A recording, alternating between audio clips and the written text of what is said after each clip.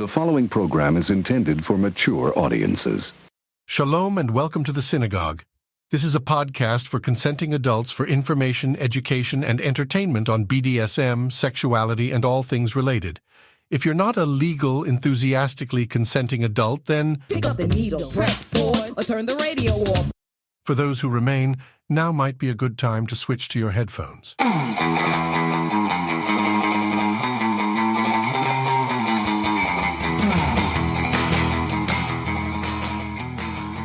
Welcome to the Synagogue. I am your host, and they call me the Rabbi. Pretty fly for a rabbi. I put the sin in synagogue, and I am a cisgender, ambimorous, gynosexual, sadistic, bratty daddy doll. Sex therapist by day, kink educator by night, and in both these roles I help people make their kink a religious experience. While I am a mental health professional, this podcast is for educational and entertainment purposes only and is not a replacement for therapy. Seek out the assistance of a trained professional for help with your specific situation. Hosting with me today is my partner, my ADHD squirrel wrangler, my submissive, my brat, my little, my pony, or just my little pony. Aww. The Fallout Boy to my radioactive man. Little bit. This is episode number 21, and with us today is Nyxie Noc to talk to us about Sadistickle. Try again. Sadistickle. No, still not? No, saddest. No. Sadistickle. Sadistickle. There you go. Okay.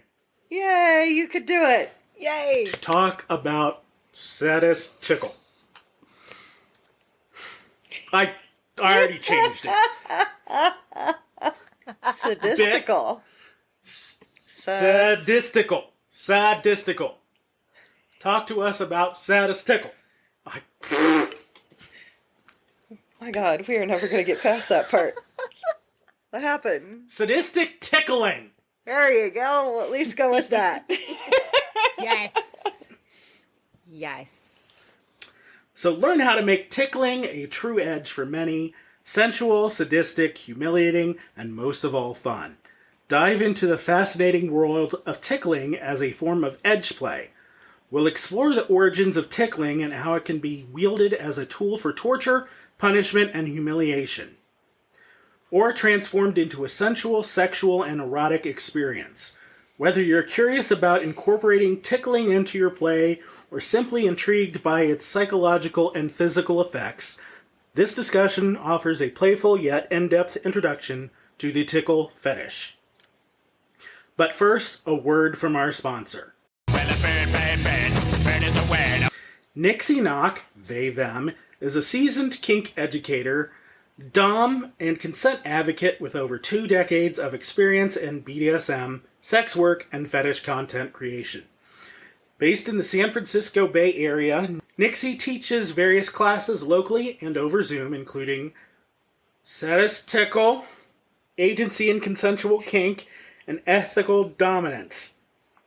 Their workshops emphasize consent, agency, and the art of ethical power exchange, helping participants explore kink with intention and safety. Known for their compassionate, shame-free approach, Nyxie is committed to fostering inclusive, empowering spaces for all kinksters to learn and grow. Thank you for being here in the Synagogue. Let's talk about sadistic tickling. And welcome. Thank you for having me. I'm super excited to be here. Let's start with what is sadistic tickling? Sadistic tickling is it's one of my favorite ways to play, and it spawns from an experience that so many people have had in childhood of being powerless and overpowered and overwhelmed by tickling sensations. And that's where a lot of our kinks kind of come from. is when we're really young and we're imprinting and we get that phobia philia with a new experience. And tickling can be that experience for a lot of people. And I talk to people all the time who are like, I'd rather be punched in the face than be tickled. And I believe it, because for a lot of people, it was like, it was torture. So sadistic tickle is an opportunity to explore that, to make new, better memories, and to like push your limits and experience something new. Phobia-philia is not a word I've heard before, but I think I'm going to start using it on a regular basis. I like it a lot. Yeah, I kind of put a slash in the middle of phobia-philia. Okay. Because I notice it a lot when people talk about things that they are afraid of, they're also sort of fascinated by. And it's a very push-pull response of like, I hate this, but I can't stop talking about it. Gotcha. Normally, when I think of edge play, I think of things that are dangerous. What makes sadistic tickling edge play to you? So one of the things that's often considered edge play is breath play, right? Okay. Mm-hmm. Yeah. So in a lot of ways, tickling can be breath play.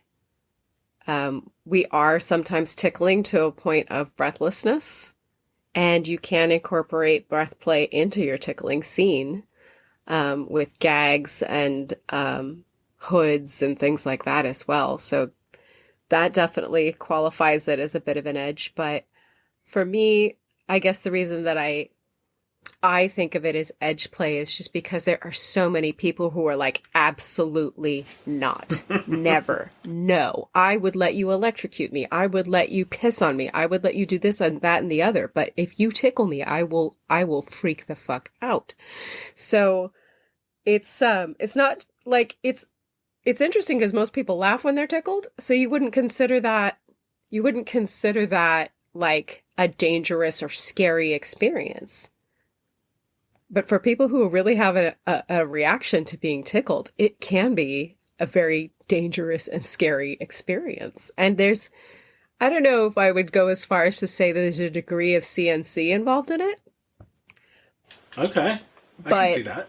It could toe that line, depending on who you're tickling. That's very fair. I mean, I have heard and I have said laughter is a form of breath play. I just never took it to that next logical step of that being edge play. Yeah, there's a reason that I always use a visual safe word when I do tickle scenes. It's because most people can't even safe word when they're laughing so hard.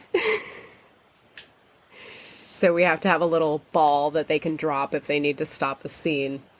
But I always use a visual safe word in almost every scene anyways, because I like extra precaution.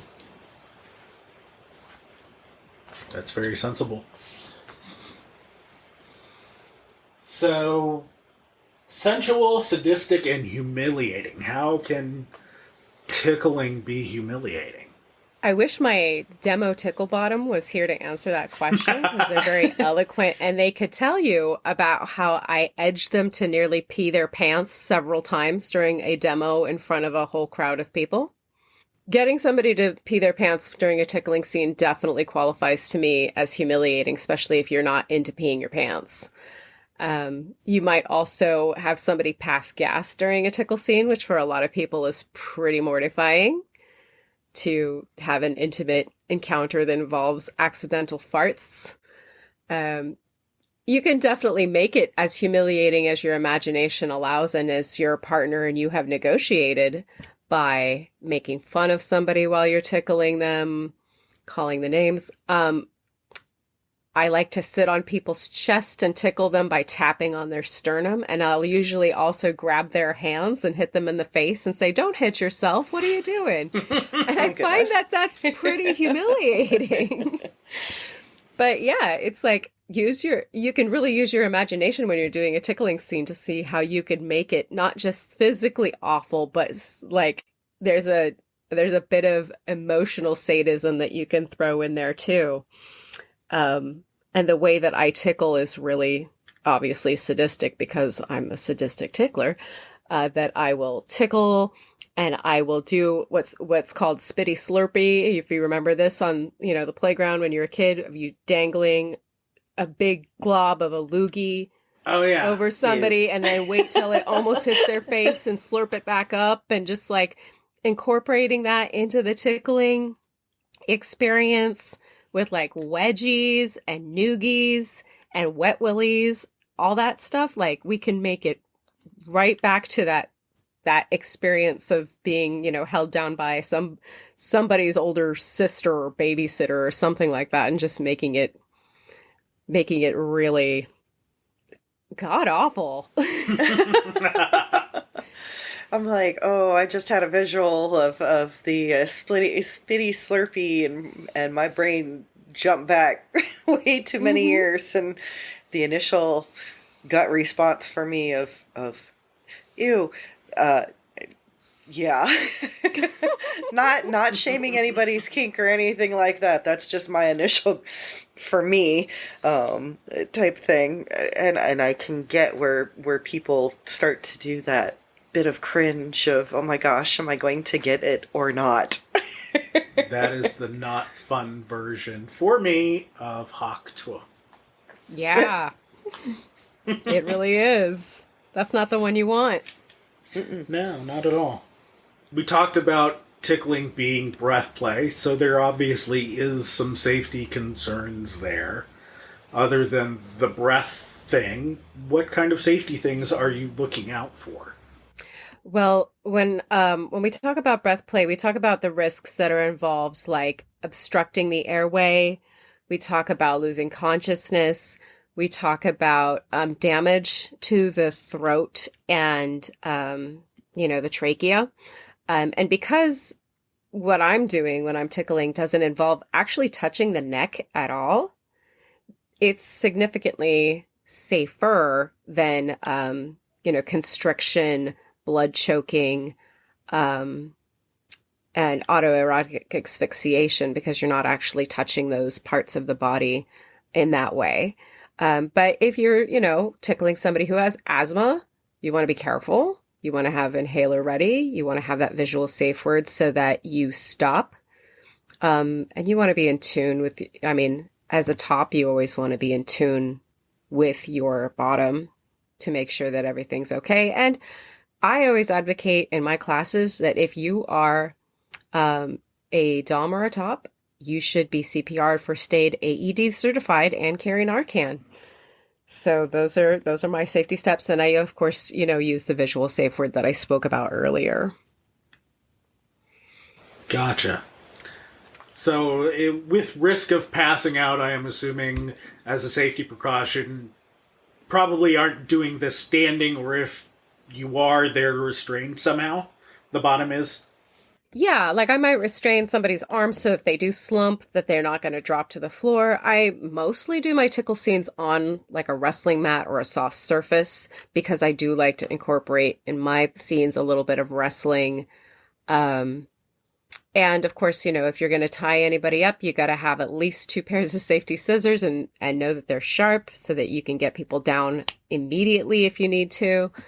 Yeah, when I think about safety for any scene that I'm doing, I have to think about all of those elements. I actually have had a demo bottom pass out during an impact demo before, and I was really glad that I had my CPR and first aid certified because I knew as soon as he fell to the ground and opened his eyes right away that he was going to be all right, and that we didn't need to call an ambulance, and that the EMTs that were at the event were more than enough help to get everybody back on their feet again.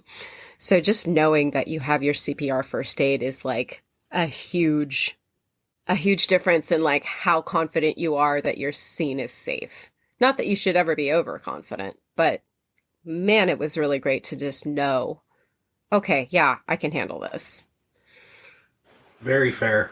Mm-hmm. When they are on a wrestling mat, do you prefer people being restrained or not restrained?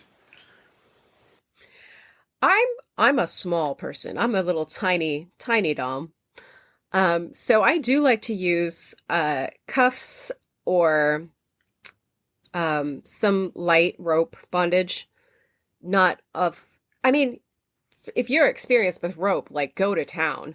But I just use some light cuffs, and I usually will put them above someone's head because I'll flip them back and front, and I want them, like, I don't want their hands behind their back while I'm sitting on their chest. So Sure. yeah, but I do like it that they can't block my hands from where they want to go. And I also just use my whole entire body to hold them down and restrain them. And I have some, like, capoeira techniques and things like that where I use leverage, where I don't need to be particularly big or strong to make it so it's very difficult for someone to move. But that's, my style. If somebody else preferred to use more restraints or even have other people in the scene holding them down physically, so it's not just a one-on-one scene, that also adds to the humiliation aspect of being witnessed. Like, it's all open for interpretation in that way. And that's what I love about it. We can make it a tickle party.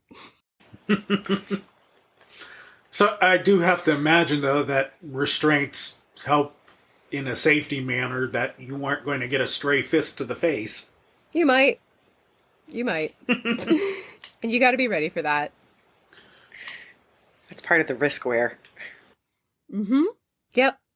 Definitely. People are going to flail, and you got to be prepared. So you take care of yourself, too, as a top. Fair. Fall under the tickle at your own risk aspect. It really is. And if you're going to tickle somebody till they pee their pants and you're sitting on them, you should probably have a change of clothes, too. I had not considered that. I'm like, unless you're into water sports, and then it's bonus. Yeah. When you are doing a tickling scene, are you using your fingers? Are you using feathers? Are you using something else? What is your preferred method? Oh, well, it's funny because it's a really good question that you asked that, because people have varying degrees of ticklishness. And you got to really figure out what your bottom's, like, threshold for what is ticklish is. And there are people who, and here's a funny thing that happens, is that once you start tickling people, they become sort of like hyper aroused from head to toe, and parts of their body that maybe were not typically ticklish can sometimes become ticklish. So I've done scenes where they're like, tickle my armpits, my feet, my groin, my ribs. But after 45 minutes of tickling, I can tickle their elbow. Oh my goodness. And they'll be like, what the fuck? Why does that tickle so much? What is happening to me? Why is that ticklish? I don't understand. So the more, and it can kind of go both ways. Sometimes you could get tickled out where you're like, yeah, I'm not ticklish anymore. I don't know what happened. My brain kind of short circuited and none of this is ticklish anymore. I don't know what's going on. Or there can be that, like, oh, I'm usually just tickled in, like, the big three: ribs, armpits, feet. And then all of a sudden your whole body you're very present in your body and you're so aware of your body that everything is ticklish. So that also is going to dictate what tools I want to use. So I do have little feather wands that I use. And if I use a feather wand on you, it's now your feather wand because I can't sanitize that. So I make about 40 of them at a time. And I bring them to parties and classes and experiences. And if I tickle you, that's yours now. Another safety tip is, like, if you put a feather on somebody's genitals, it's theirs now. But also, I do have nails. I do have claws. And depending on how hard I'm going to tickle somebody will determine how sharp and how long my claws are. So if I know somebody's really, like, susceptible to light and delicate textured tickles where I'm just grazing my nails over their body, I'll keep them long and sharp. If I know that they really need me to dig my fingers into their ribs really hard, I'm going to cut them down and file them blunt. You could also use the metal claw tips that you can buy at many kink retailers, where you just kind of slip a little ring over your finger and it has a little claw tip. You could use a Wartenberg wheel to tickle. I don't see why not. Even just other textures like a furry flogger can be ticklish. A stylus, just a plain stylus with a fine point, can be ticklish. Again, I would invite people to use their imagination. A feather duster? Explore. Find out what's ticklish. What's the strangest thing you've ever used to tickle somebody? Ooh. I don't know that it's a thing so much as a way that I tickle one particular partner. Where we have this game where when this partner is particularly bratty, I will make my hand into the shape of, like when you're going to fist somebody and you put all of your thumb to all four of your fingers.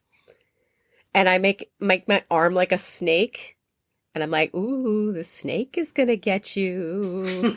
And I'll hiss and then strike like a cobra with my hand into their ribs, and it's actually really painful and very, very pokey and not nice at all.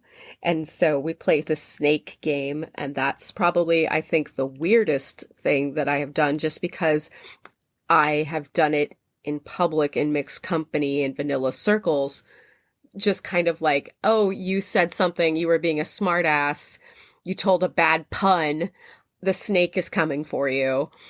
And then I realized, like, oh, as I'm doing this in front of, like, vanilla people, like, this is a little weird. This is a weird thing to do. But, you know, when it comes to the objects I've tickled people with, I can't think, like, I've never tickled somebody with, like, a rubber chicken or something like that. I think it's mostly just, like, I really like to use my hands in all of my kink. And it's one of the reasons that tickling is kind of my thing, is because I really do get to dig in and use my hands primarily. They're my main tool in a tickle scene. And I have left bruises and welts in tickle scenes with my bare hands. And I love those marks. They're gorgeous. Wow. Fascinating. I can't help but picture Santino Morello when you were talking about that snake thing, the professional wrestler who did the Cobra. I'm sure it's not as similar to that as I'm picturing it in my head, but yeah, neurodivergence, that's where I'm going with it. Yeah, I'm not a wrestling watcher, so I can't imagine it, but it might not be all that different, actually. It's probably pretty similar. Snake! Okay. You said you make your own feather ticklers. I mean, is it as simple as it seems? You tape a feather to a stick? I use Loctite. Okay. I get some dowels and some beads and some feathers and maybe a little bit of satin ribbon if I'm feeling fancy at, you know, your whatever craft store, not Hobby Lobby. And I just assembly line make 40 or so at a time till I run out of supplies. And sometimes they break, but they're only like really single-use toys, so it's right. Okay. Is there a type of feather that works best, or you prefer using fancy peacock or ostrich feathers, or just whatever they have there? Whatever they have at the craft store is whatever they have at the craft store. But I will say that I like to have more than one texture of feather for more than one type of sensation. So if you buy a bag of feathers that are colorful at the craft store, you'll find that some of them are long and kind of come to a point. And I like those because I like that pointed and very exact, and I can almost like draw pictures on people's bodies with the point of that feather.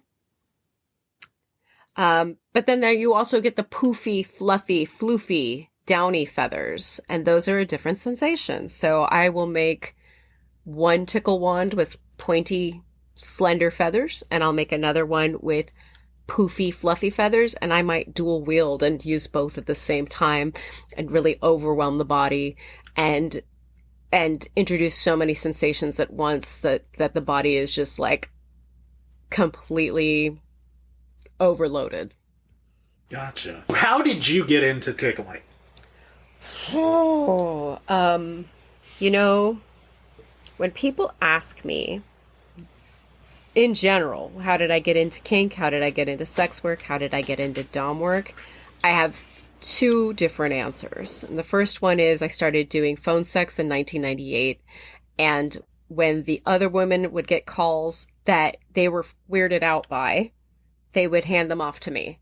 They'd go, this guy wants me to tell him to put a hairbrush in his butt. And I'm like, give me that. Let me talk to him. And I was really good at those calls because I was just so fascinated. Like, why do you want to put a hairbrush in your butt? So that's my pat answer for most of that. But when it comes to like, where did the sadistic, bullying, tickling, spitty slurpy, wedgies, type of stuff come from, which is really like where I sit very comfortably in my dominance and my topness. Like, to be clear, I don't need to do that with every submissive that I have or every bottom that I play with, but it really does make me hit my stride when I get to do stuff like this with people. It comes from definitely being 13, 14, 15 years old and just beating the crap out of my brother's friends. Like, I don't know exactly how it would start, but we'd all be hanging out and somebody would say something like, I bet you can't beat up a girl. And that kid would go home feeling very sorry. So that's kind of like where I came into power and felt like, oh, this is, and it wasn't sexual at all at that time. To be very clear, not a sexual act at all. Not something that was like sexualized in any way. But as I'm an adult now and I can look back on my entire, villain origin arc story, I can say, oh, I've always been like this. I'm just doing it consensually now with other adults who are also like this. Gotcha. How long does a tickling scene last? I mean, I'm sure it has to vary from person to person, but is it like people typically tap out after 5 minutes, or do some of these go on for hours? Both. So I find that if you are wanting to go from 0 to 100 when it comes to entering subspace and getting that deep body high that comes with an intense scene, tickling is like the fastest way to get there. 'Cause you don't necessarily need a warm up like you might with impact. You can just get straight into the tickling, and within minutes you could be out of breath and high and floaty and feeling just amazingly subjugated, humiliated, owned, and destroyed. And it's like, wow, that happened so fast. Or it can be drawn out and incorporated into other forms of play and part of, if not the focus of, almost any other type of scene that you might do. So it can be part of your impact scene. It can be part of your sensory deprivation scene. It can be part of an age regression scene. It can be part of a bondage or restraint or rope scene, just as an aperitif or something to add to it. Or it can be the focus of the scene. And I have done 45-minute long just tickling scenes. And I have also done 5 and 10-minute ones that were just as rewarding and overwhelming and pushed all the right buttons. So again, it's like, where do you want to go today? Does it matter as to like how sensitive a person is in regards to tickling varying? Does that like influence how long the scene would be, or could you potentially take somebody who's extremely sensitive and pull them out for a 45-minute scene. I mean, when we're doing like an impact scene, we would talk about pacing, right? Mm-hmm. Yeah. So you would, depending on your bottom's pain tolerance, or even not even just how much they can withstand, but how much they want to be in and or leave their body, Mm-hmm. that you would, part of the negotiation would be like, how deep do you want to be dropped down? And do you want to keep going until you red? Do you want to keep going until you get to yellow? Do you want to try for a certain amount of time and see how long you can endure? Do you want to do it nice and slow? Do you want to do it hard and fast? Like, this is all part of your negotiation that I hope people are doing. I really hope people are doing these negotiations. Like, I teach them and I preach them. So I'm just like, you guys are doing your negotiations, right? And you can really get into that curiosity of like, tell me how you want this to go for you, and how much control over the time and the space that this takes on your body are you willing to give to me as your top? Mm-hmm. So yeah, if somebody's super hypersensitive, you would, and they wanted an extended scene, you would just have to go in really light, take lots of breaks, back off, offer different kinds of sensations to kind of like retreat and then return, and really draw it out. And again, like when I say edge play, I mean it in two different ways. Like, it's an edge, but it's also like edging. Mm-hmm. Gotcha. Have you been able to give somebody an orgasm just from tickling? I had a tickle scene about a week and a half ago where I feel like if I had continued for even just, and this was only a 10-minute scene, if I had continued for maybe another 10 minutes and I had incorporated more genital contact into that scene, that I probably could have achieved that, because I was doing 0 genital contact, Mm-hmm. and the gentleman was dripping. And his whole body was just alight. So I have not yet. I'd love to try. But it's not really ever been my goal. But I often get a lot of dripping and a lot of like, okay, let me out so we can have sex.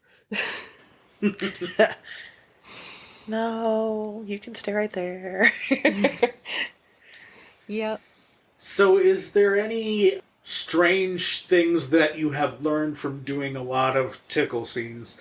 Like, through my body drumming, I have learned that people who orgasm through body drumming, they tend to have butt dimples disappear when they orgasm. I have no idea what that means, but I have learned that that is absolutely a thing. Have you discovered any weird thing like that, like people who are more ticklish in their feet or screamers, or I don't know what I'm saying? My goodness. Don't roll your eyes at me. I did a tickle scene with, it was a group tickle scene where one person was held down by me and 2 other people. And it wasn't a very long one. It was like 20 minutes. And this person, after they were released and we did aftercare, they were so stupid. They couldn't have passed a field sobriety test. Wow. That was interesting, because that's something I usually only see after somebody has done hard impact play or some really like deep rope experiences. To see somebody that effed up after tickling, I was like, I didn't know I could do that. That's pretty cool. Yeah. Because usually the response is like, that was terrible. You're so mean. How could you? You're awful. And I'm like, yeah, you like it. But this was like floating 10 feet above the ground for the rest of the day. Just absolutely useless. Couldn't work their phone. Couldn't unlock their phone with their password. Like, couldn't form sentences, just high as a kite. And that was wonderful. Really rewarding scene to do that way. So, but like, do I see a trend? What I do notice is that if you're trying to get somebody to pee their pants, don't tell them that you're trying to get them to pee their pants. Because as soon as you're like, I'm going to get you to pee your pants, they can't do it anymore.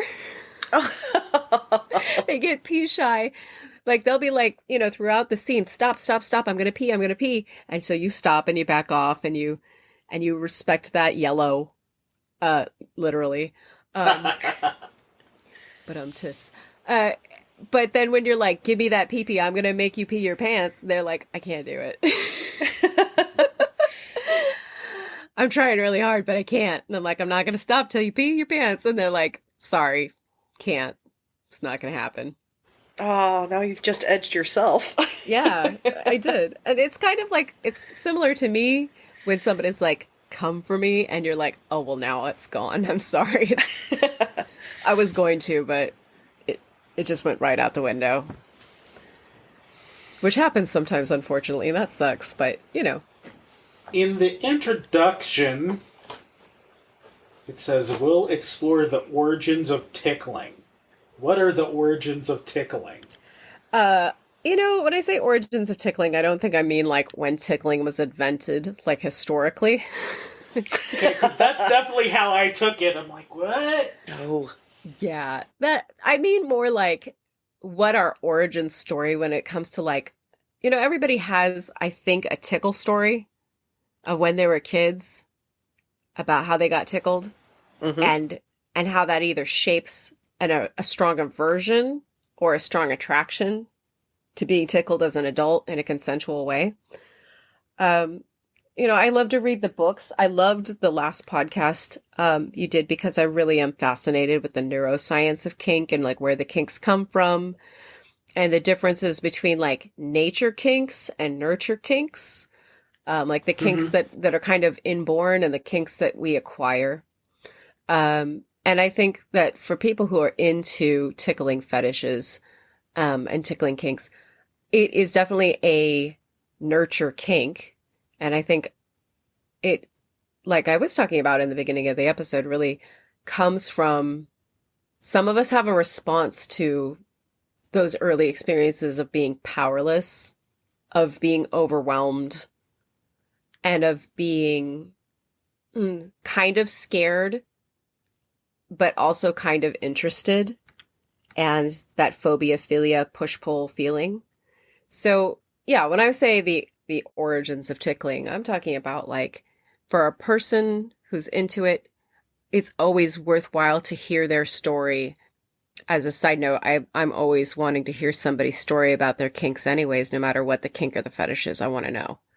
But when it comes to tickling, it's like, tell me about the experience that made you realize that tickling was erotic or torturous, or, you know, what is it that about tickling that pushes your buttons as a person, and why are you into it? Like, what do you want to get out of the feeling? Do you want it to be a situation where you get to be in control and you get to yellow and you get to red and you get to safe word and you get to be in charge of how it's done to you, when it stops, how intense it is, and is that healing for you? And does that get you to a point where you can kind of reprogram your brain to experience something in a positive way that maybe was a negative experience for you when you were small or when you were young? Or do you really like the fact that you don't have a say, you don't get to choose, you don't get to say no or stop? And for tickling scenes, I'm really clear when I negotiate that no and stop are not safe words during a tickling scene. Sure. Because it's the first thing out of people's mouth, usually, when I start really tickling them in earnest, is no and stop. It comes out so easily. It is not the kind of kink that you can do plain English with, or plain language, because it's almost immediately people who wouldn't even plan to say no or stop are suddenly saying no and stop. So it's one of those where you really got to go with your safe word. And you got to do a lot of checking in. I hope that I rambled for a minute, but I really hope that that answers your question of like, talking about where that fascination comes from is going to really enhance your scene, no matter what the kink or fetish is, but especially I feel like with tickling, talking about what you're trying to capture in the experience is what's going to make or break that tickling scene. Sure.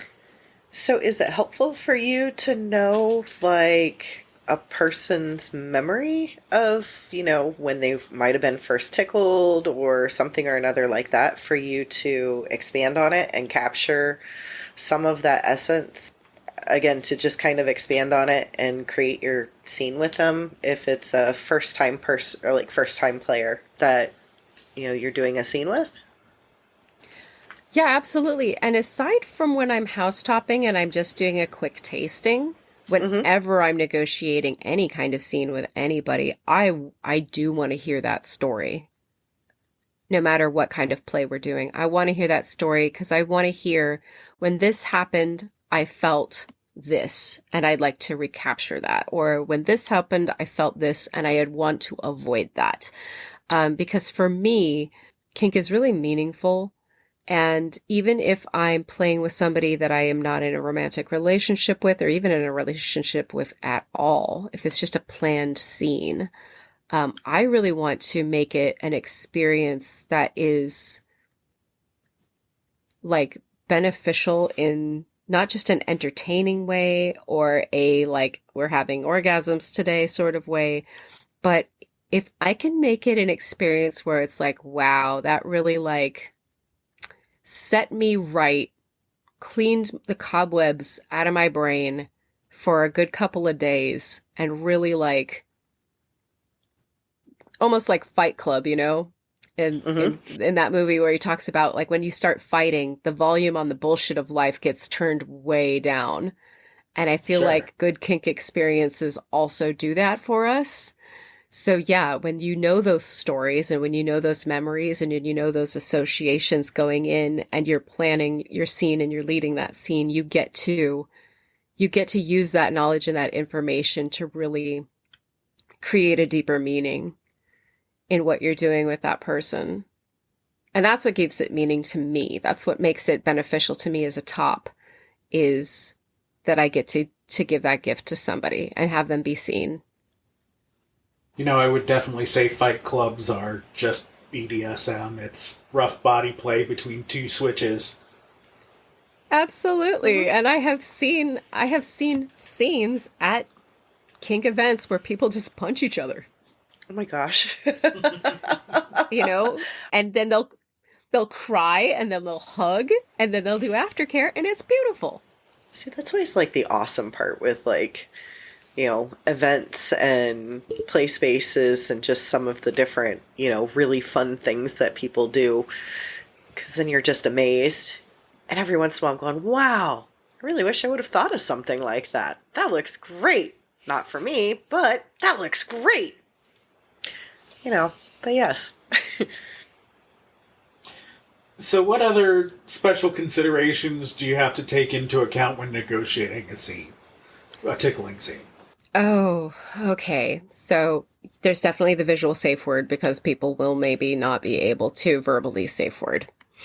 I like to make sure that everybody has a change of clothes just in case, before, especially if you're at like an event or a club, that you can go home and clean clothes. I need to specify when I do a scene if there's going to be genital contact or no genital contact. I am really inclusive of A-spec, and gray spec folks in the kink scene, and I really like to highlight how kinks can be non-sexual, even though, they're defined in the dictionary as being a sexual thing. I really need there to be a normalization of non-sexual kink and a welcoming of people who aren't necessarily there for sex or sexual activity to be welcome in those spaces too. So I will specify if there's going to be genital contact or sensual contact, or if it's just going to be for funsies. And people might still be naked, but I need to specify like if this is a sensual scene or if this is not a sensual scene.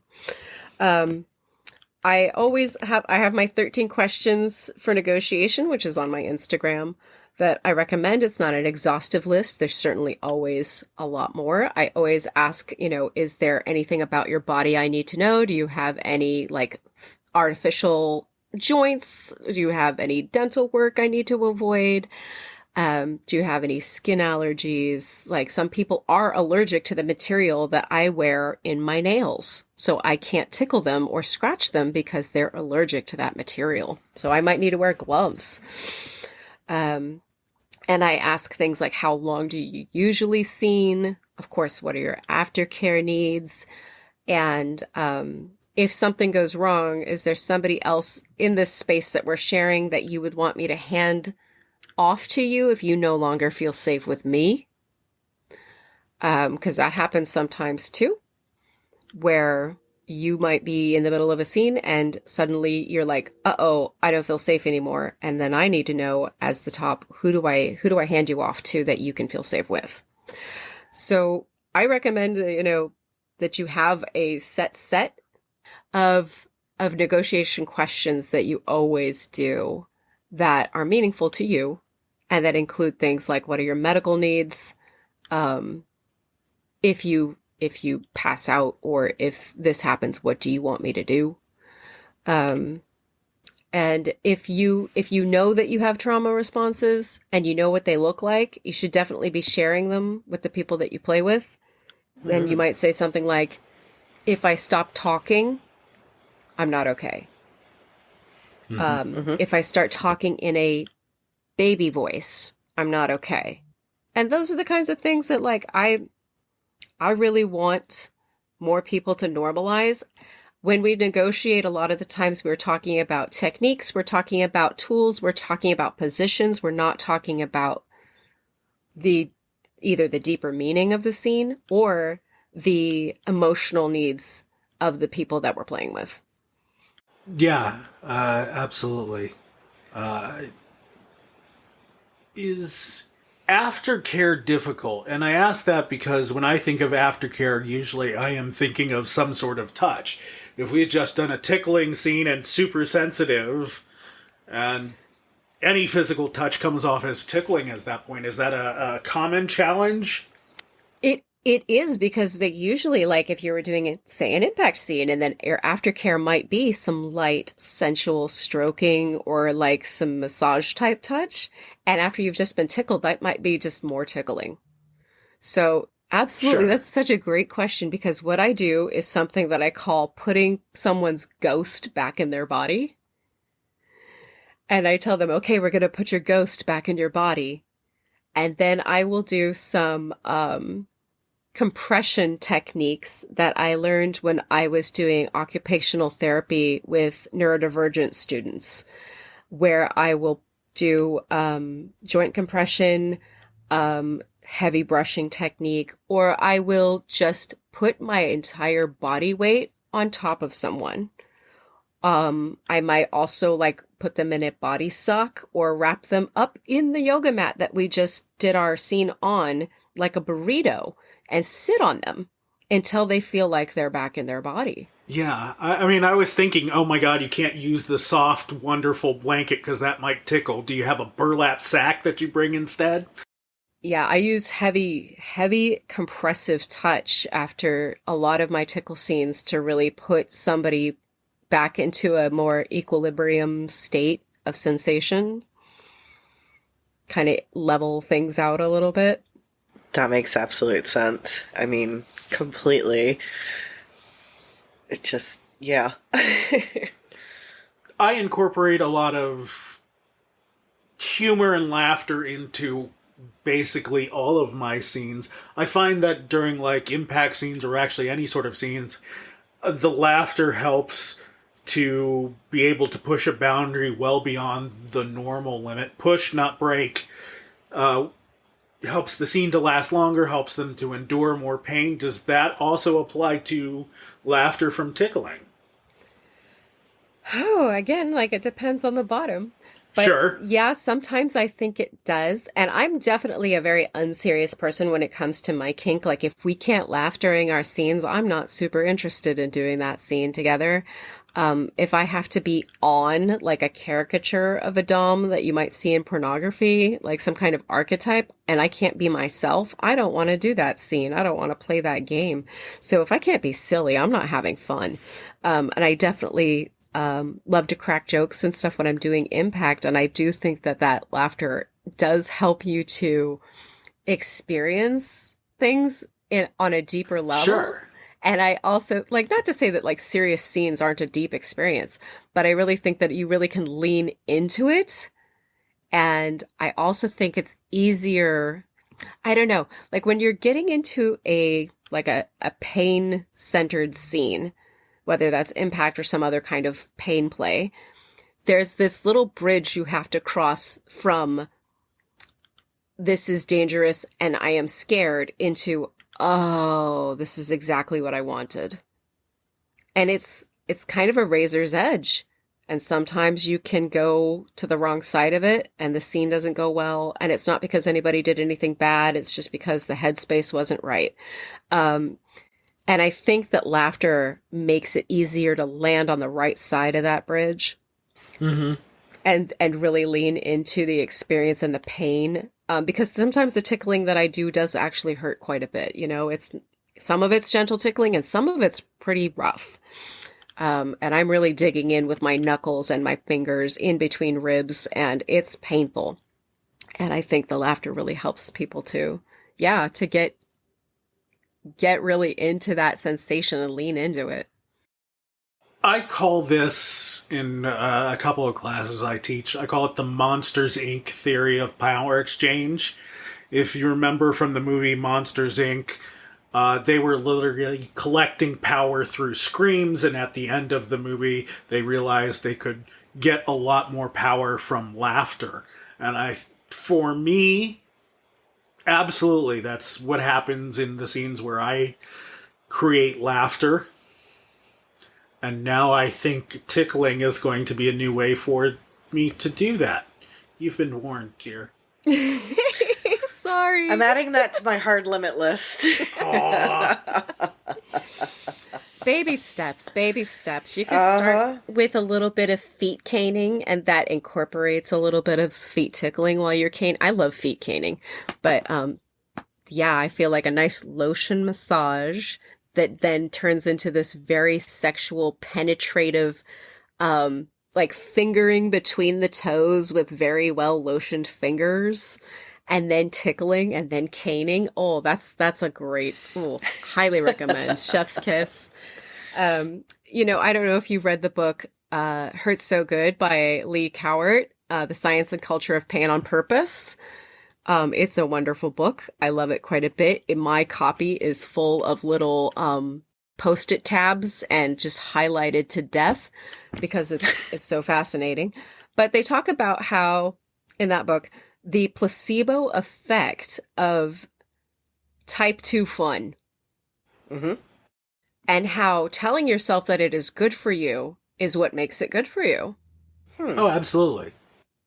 And that's really what we're doing, right? Like, how are we any different from like marathon runners or people who like to do Muay Thai on the weekends? Except for that, you know, ours is all clandestine and behind closed doors and not safe for work. But really, like with the tickling, you know, if you tell yourself that it's good for you, it will be good for you. I mean, absolutely. Soon after I discovered kink, I am very much a sadist, not at all a masochist. I stubbed my toe and it hurt like a motherfucker, but then I said to myself, you know what, some people would like this, and the pain just went away. And it was the strangest thing. And I was like, you know, pain really is all in our head. The chemicals in your brain between pleasure and pain are basically the same. It is the context, much like with giving birth. If you think it's going to hurt, it's going to hurt. If you think it's not, it doesn't. Even when you take your kids to get their immunizations, you tell them, it's not going to hurt. That's when they're like, oh shit, it could hurt. And then they're like, oh no. But if you're just like, yeah, it's just we'll be done in a minute. And you don't mention that word and they don't think on it and fixate on it. Right. It doesn't. And they get over it real quick. I remember I was having a surgery and I have a septum ring and it's permanent. And they told me, you have to take that out or you're going to get electrocuted and your face will fall off or whatever. And I said, I can't take it off, but you're welcome to try. And so the nurse, she attached like 2 pairs of hemostats to my septum ring and she tried prying them apart. Oh my and goodness. Her hand slipped and she punched me square in the face. Oh. And she was mortified. She was frozen on the spot, just mortified. And I laughed my ass off. And I am not a masochist. I'm not a masochist, but the look on her face was so funny that I laughed. And like, it didn't hurt. I wasn't in pain. She really did punch me. It twanged, it rang my bell, but I laughed and it didn't hurt. So yeah, like the body is a miracle. And the mind is nothing short of just like astounding. And how they work together is, I'll never be done discovering how awesome that is. Gotcha. Very nice. How would you recommend somebody getting into tickling? If I'm going to convince her to do this someday, I know it's a hard limit now. How would you recommend somebody dipping their toes into the tickling world? I'm going to say for most people who are just dabbling to probably start with the sensual tickle to make it a positive experience and to really like communicate really a lot through it. I really like the addition of like a blindfold so that you can focus on the sensation and not really worry about what your face looks like. Because sometimes we make some goofy faces when we get tickled. And I find that when we can't see the other person's reaction to our face, we become less self-conscious about what we're doing. So a blindfold is nice.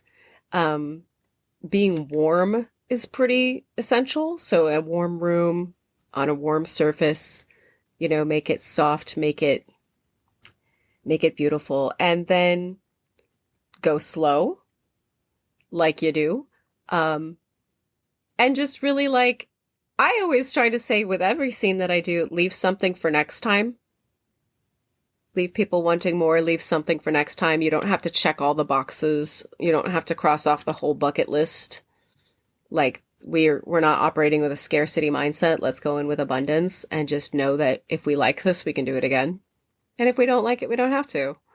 So yeah, I would say go slow and sensual the first time, unless you have somebody who's just an absolute masochist and is like, do your worst. And you're like, and you trust them and you know them well enough to be like, okay, we've done some serious stuff before. So I trust this bottom to really, be secure in their own evaluation of themselves to let me do this. Yeah. If you're just dabbling, I would start with it sweet and sensual. Okay. Do you ever get willing play partners who are just there to, I'm not ticklish and you're not going to be able to tickle me type people? Is that a thing? I'm that person. Okay. I'm not ticklish at all. So sometimes, if I'm like doing a wrestling scene or something with somebody, they'll try to tickle me and I'm like, nah, sorry. It's not going to work. Don't know what you're trying to do there, but it's not happening. So, but I don't actually know many other people who are completely not ticklish. And then of course there's the whole Dom/top effect where just by the suggestion that like, I am going to do this to you, it then becomes, oh my God, like, I'm ticklish now. It's a phenomenon of just like, if you trust your top enough to just be like, yeah, okay, I'm ready for that. Like, let's see if I'm ticklish. Even if you think maybe you're not. Very cool. I think it's pretty cool. Well, before we move on to the part of the show where we like to get to know you a little better in our own fun, unique way, is there anything else you would like to share with us about sadistic tickling? I really want to just emphasize that the limits of what you can do in a tickling scene are only really, first of all, your own personal limits and your partner's limits, and the limits of your imagination. Like, I encourage creativity. I encourage curiosity and exploration. You get to decide if this is going to be painful, if it's going to be torture, if it's going to be sexual, if it's going to be something that leads to an orgasm, if it's going to be humiliating, if it's going to be terrifying, if you like that kind of thing. Like, you get to decide how the experience is going to go with your partners. And so, like, make the best of that and just really, there's no rules really when it comes to tickling, except for the obvious ones of, like, you know, respect each other's consent and agency and the boundaries that are set. But there's no rules about how tickling needs to be. You get to define that for yourself. Gotcha. Well, now we move on to the part of the show that we like to call Inside the Kinkster Studio, where we ask you some questions to get to know you better. Some a little bit more irreverent than others. Are you game? I'm hella game. Told you, I'm a silly person. Okay. First question, what is the first thing you wash in the shower? My hair. Because? Well, I wash the hair first, and then I put on the conditioner, and then I leave the conditioner on while I wash and shave all the other bits so the conditioner can stay on long enough. So that way it has the most time to sit on my hair. But you gotta wash it first. That sounds like an answer from most folks who do that. Which is not somebody like Rabbi. No, because when the conditioner is sitting in my hair, which I have again now, that's when I'm brushing my teeth, because I don't have all those parts to shave. Oh, you brush your teeth in the shower? Yeah. Because if I don't... Yeah, I don't either. Like, it's a very ADHD thing.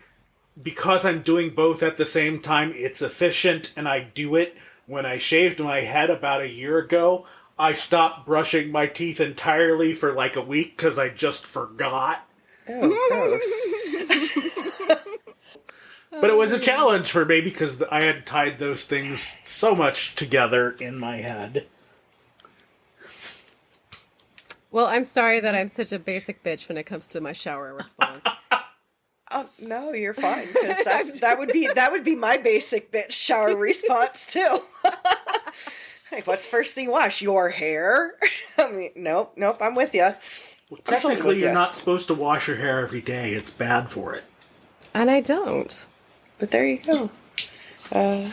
All right, ask the next question so we can get off the showering. No, this is like, great because you've just like put your foot in it. What's something that people would be surprised to know about you?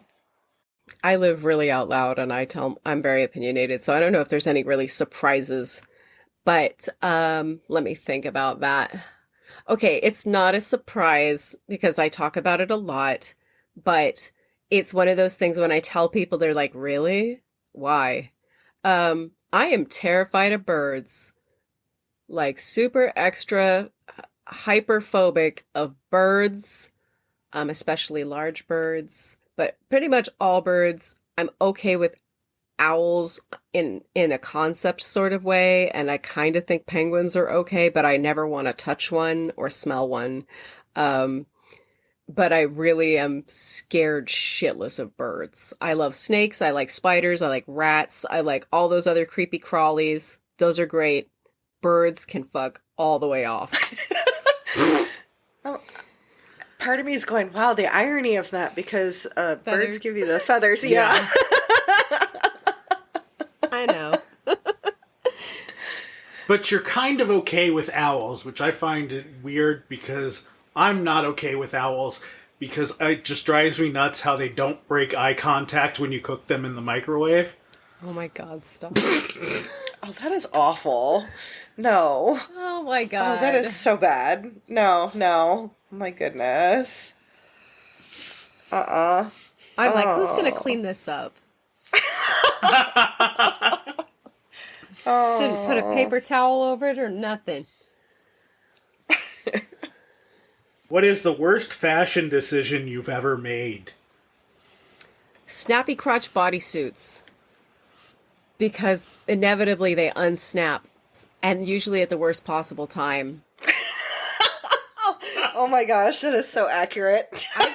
I've been at a funeral and hugged somebody who was sobbing in my arms and had my bodysuit unsnap and just been like, oh. And they're like, are you okay? And I'm like, yeah, I'm fine. And they're like, everything all right? Yeah, I'm good. It's okay. Good. Continue crying. But yeah, bodysuits are a bad idea. Don't do it. Uh-huh. Oh my goodness. That and when you need to pee, it's always like, where's the fucking snap? Why can't I get this open? Yeah, because, I mean, they come apart real easy. Like, you just stand there and they're like, ping, here, let me come apart. And then when you actually have to, like, pull them apart, then they're like, we've hidden, we've gone away. Good luck. Yeah, we're gone now. It's cool. You can pee your pants. That's fine. I'll be all right. Unfortunately, I cannot relate to this problem. No. I mean, I'm sure I could find something, to help you relate to the problem, but, is that going to be a hard limit for you? Oh. What's one of your biggest challenges, like in kink or just in general? I mean, being a femme definitely comes with its own set of challenges. Whenever I teach a class, I have to preface the class with, I do not date students and I don't do scenes with students. If I do like a demo class where I'm, spanking or punishing somebody for a demonstration, I inevitably get people who are like, can I be next? Can you hit me? And I'm like, nope, there's too much inequity in that power dynamic where I'm an instructor and it can't look like I'm teaching classes to get ass. So I steer clear of that.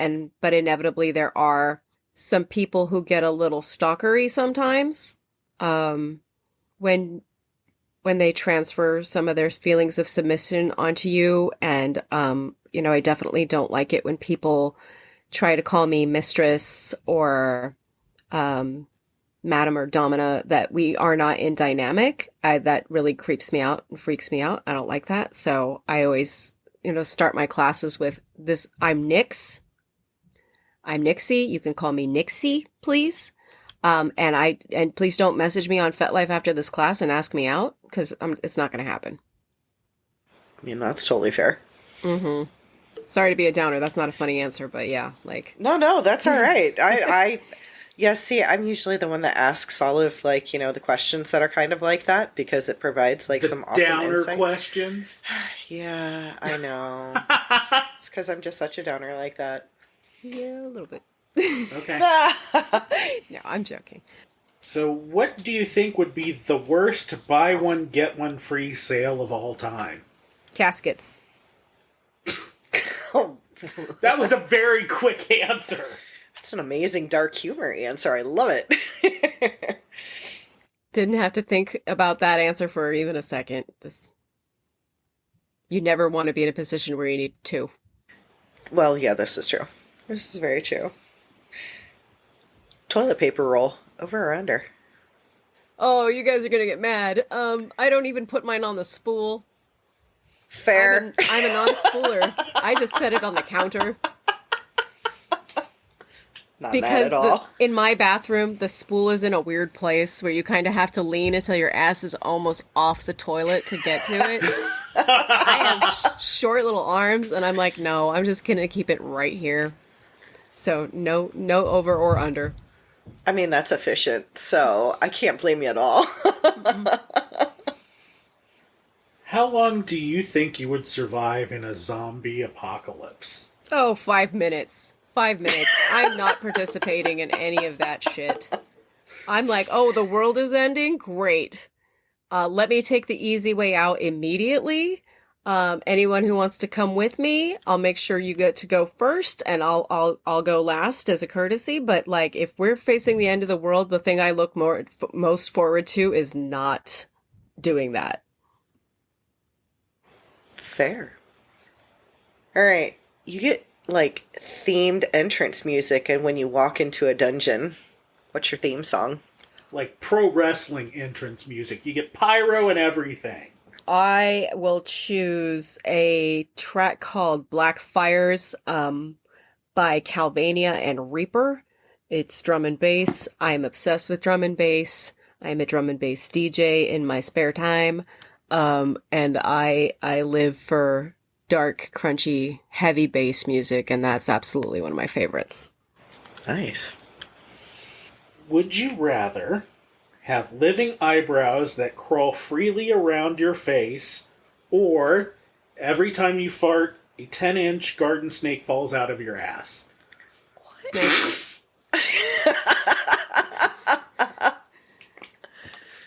And why? Oh, I don't fart a lot, so I think that like it wouldn't happen that often. Fair. But the constant movement of the like, I can't handle it when I have like a pimple that's bothering me, or like if I have like one little chin hair that's growing in, because I'm 45, so I get chin hairs now. I don't like that shit at all, let me just tell you. If I can feel one, like I'm at work and I feel it, I'm preoccupied with that sensation until I can get home and pull the tweezers out and get that shit out of my face. So if my eyebrows were running all over my face all day, I would lose my entire shit. Oh, gee, I'm so glad I'm not the only one. And like, I like snakes. Snakes are cute. Mm-hmm. Oh, yeah. What's your favorite swear word? Oh, geez, that's hard to choose, because like my favorite one is one I don't get to say a lot because most people really don't like it. Because the F word is great and so versatile, but oh, cunt has got to be my favorite one. But I think you're the very first person to say that. I really have to know who I'm hanging out with before I drop the C-bomb. That's totally fair. But yeah, I think you're the actual first person to actually use that one. Congratulations. Yeah. With the exception of a couple people, I think we've only had one or two people that have had a couple other swear words, but yeah. Awesome. Congratulations. I'm like, hooray. Who was your first ever celebrity crush? Oh shit, this is gonna date me so hard. And also make me seem like, well, it also just points to how damn queer I am, because of course my first celebrity crush was a femboy. And it's weirdly specific too, because there's two of them, but I only liked the one. And that would be Matthew Nelson from the band Nelson. The one of the twin sons of Ricky Nelson. And I did not care for Gunnar, I only liked Matthew. But they're twins! I know. Yeah, but those of there's subtle differences. Yeah, one of them had bangs. Yeah. Well, there's that too, but... Although if you would ask me the same question now, I would definitely pick Gunnar over Matthew. I'm like, no, I get that, because there was a couple guys in high school that were twins like that, and that one was always better looking than the other, and they were identical. Uh-huh. So which one was the evil twin?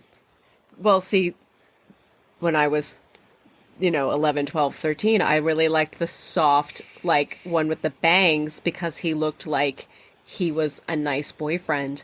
But now I'm definitely going for the no bangs, big dick energy twin. I don't know. Gunner had a swagger that I didn't fully appreciate back in the day, but now I can very much appreciate. Fair enough. So before we get to our final two questions, I'm trying something new. The Okay. reverse Uno card. You get to ask us one question. Which footy pajama onesies do you wear at home, and don't say that you don't have any? I'm like, I own a set of footy pajamas. Actually, I own two, but let's see here. Because I bought at least one of those for you. Well, yeah, one you purchased, one I already owned. Only because I couldn't find a unicorn one. So I have a unicorn onesie. But the one that I might not admit to that I'd probably want to bring back into an adult size just because I loved it as a kid and would want it as an adult was probably my C-3PO. What? Yeah. Wow! It was Yes, just- there's definitely a market for that. They should definitely start making those again. It's just one of those things. Like, yeah. Yep. I mean, besides my Wonder Woman stuff and all of that, but yeah. But if it's one of those, like, I wouldn't admit to it to somebody, yeah, that one. That's great. Weirdo. Yep. I have never owned footy pajamas. I like to be barefoot way too much to have ever had any. You don't have like a onesie without the feet? Not at present. Oh, you're missing out. They're so awesome. I have like 4. They're amazing. I wouldn't mind them. The holidays are coming up. Wink, wink, nudge, nudge. You know, I'm going to say that one of my favorite things to bring to a play party to wear between scenes when I don't want to put all my clothes back on is to just jump into a onesie until I'm ready to do my next scene. It's like it's a blanket I can walk around to get water and snacks with and do my aftercare in. It's highly recommend. I have one that's a nudie bronc. Oh, nice. I would definitely want one of those ones with the butt flap. So I could leave the one side hanging open and people could see my tattoo. Yeah. The tattoo on my ass is an autograph from Xavier Roberts, the inventor of the Cabbage Patch doll. What the hell? On your butt like a Cabbage Patch Kid? On his ass, exactly like a Cabbage Patch Kid. Oh my goodness. That's outstanding. That's fantastic. The tattoo artist was like, well, this is definitely not the weirdest tattoo I've done, or the weirdest placement I've done. She was all kinds of having a great time with it, so yeah. And she was young enough that we had to explain what the hell a Cabbage Patch doll was. And then she took pictures but never shared them on social media, so... So she just showed her friends, look at this weird guy who came in, got this random dude's autograph on his butt. That's exactly it. Yeah. Alright, final 2 questions. Oh, I already did one of mine. I know, you did it out of order. No, it's because you gave me the signal of I said like... 2 left, and then you asked that one next. Oh my goodness. You should know how this works by now. Something or another like that. If you are willing to share, what is the origin of your scene name? Oh, yes, I am. So I'm a big nerd. I will tell you that one of my kiddos is named after a harp from a mythological story, and the other one has another mythological name that's too easy to trace, so I won't even give a hint.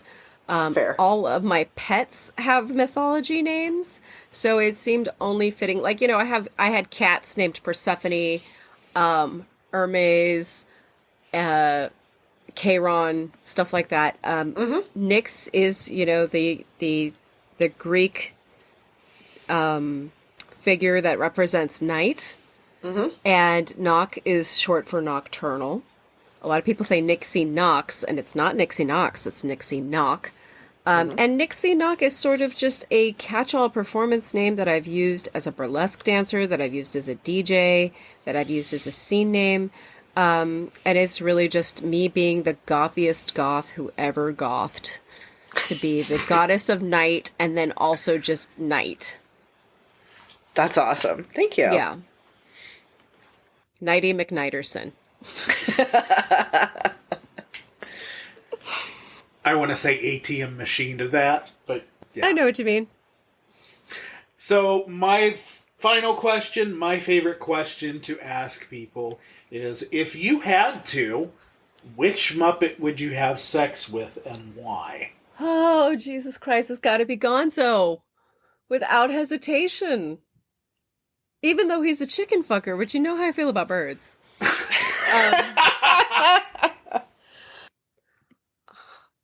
This is gonna... I love a big nose. I love a big nose. Mm-hmm. I love a really prominent ridge on a nose, especially when somebody goes down on me, because you can feel that nose pushing into your skin and it's hot, and I definitely have a big nose fetish 100%. Give me your Adrian Brody's, give me your Gonzos, like, I'm all about it. Yeah, it's the nose for me. And I'm sure he's a freak, like, he's gotta be. I mean, there's a reason why there's a whole genre of porn named after him. I didn't know about that, but I do now.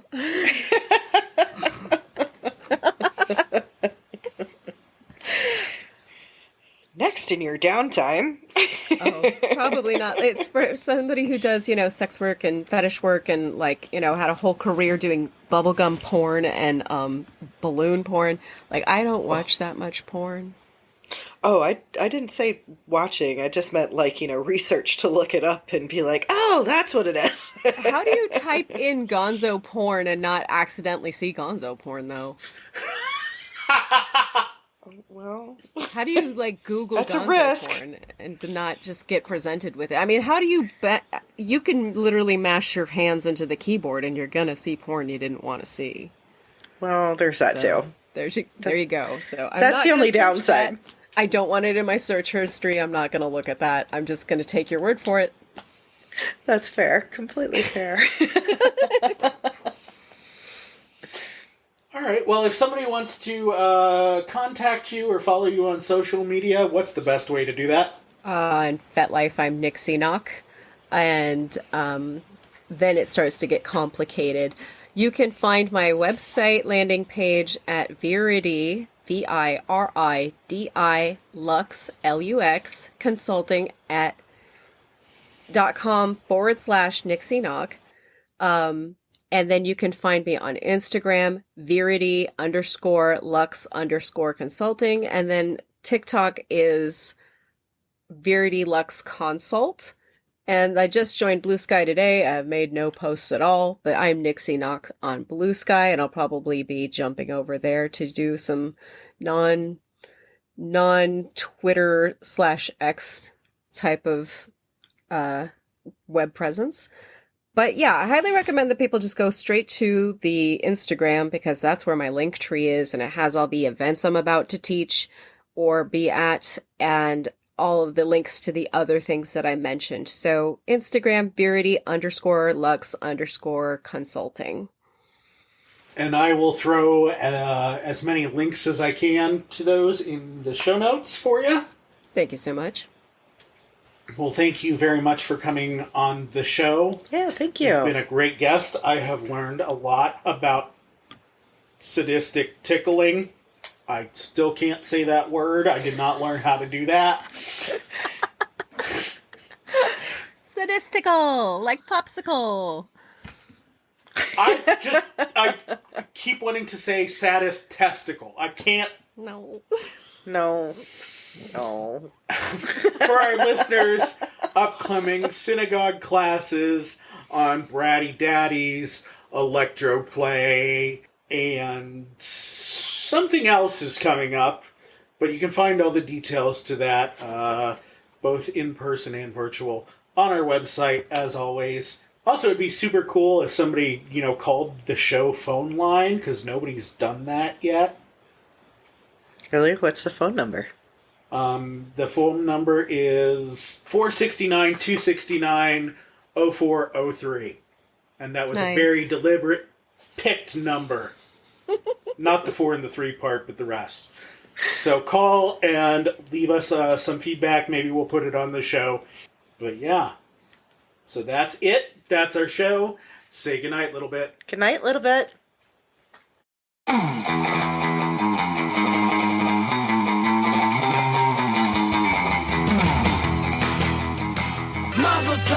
Follow us on Facebook, FetLife, Twitter, Tumblr, and YouTube as Synagogue BDSM, and on Instagram and TikTok as Synagogue Kink. If you enjoyed or learned something from this podcast, consider making a donation via PayPal, Cash App, Venmo, Patreon, or Ko-fi. Username Synagogue, or find those links to all of those on our website, synagoguebdsm.com. Remember, that's synagogue with an I. Also on the website, links to past episodes, upcoming classes, book us as educators, shop our store, and more. Synagogue hosts and guests are subject matter experts but are not the expert. We believe that, outside of violating consent, there is no wrong way to do kink, except to think your way is the only way. This show is presented from a RAC, risk-aware consensual kink point of view, and not SSC, safe, sane, consensual, because every individual's definition of safe is different based on their own risk profile. The use of the word safe on this show fits our definition of safe, and that does not have to be your definition. Opinions expressed by guests on the show are those of the person expressing the opinion, not of the show. This is not kosher! Just a reminder, we try to make our content as inclusive as possible, regardless of gender, orientation, role in the lifestyle, etc. But we do inherently speak from our own point of view. For the most part, substitute our identity with your own to make it work. We want to know when we make a mistake, so we can learn and grow from those mistakes. So if you feel like we did say something that is genuinely offensive, we encourage you to let us know. Reach out to us with your questions, comments, or concerns via our website or call us at 469-269-0403.